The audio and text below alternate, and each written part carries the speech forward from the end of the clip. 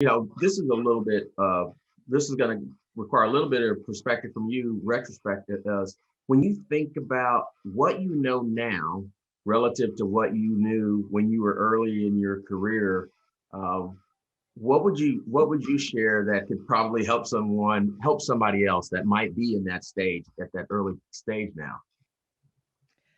That's a great question. And it's a hard question to That's answer. why I threw it over Uh, to you. I know. Thank you for that. So, I think careers take different stages, right?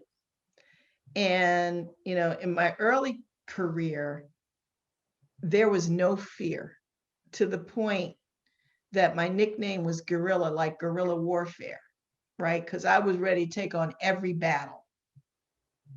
Yeah. Highly principled. And if you were violating those principles, I'm ready to duke it out, right? Intellectually, of course. Yeah.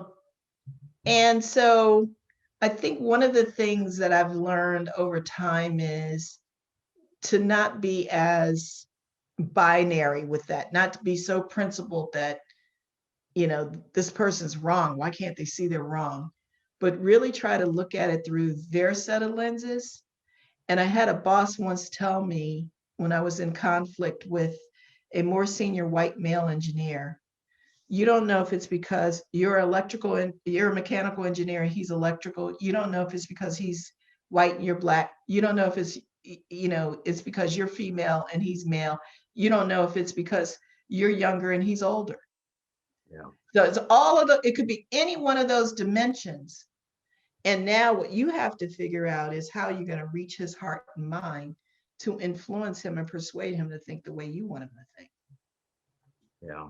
No, So that's probably the number one thing that I would say I try to do now, or I've tried to build my craft of observing, quietly outthinking others, hearing what's not being said, and saying, how can I convince this person otherwise? Yeah. No, great point.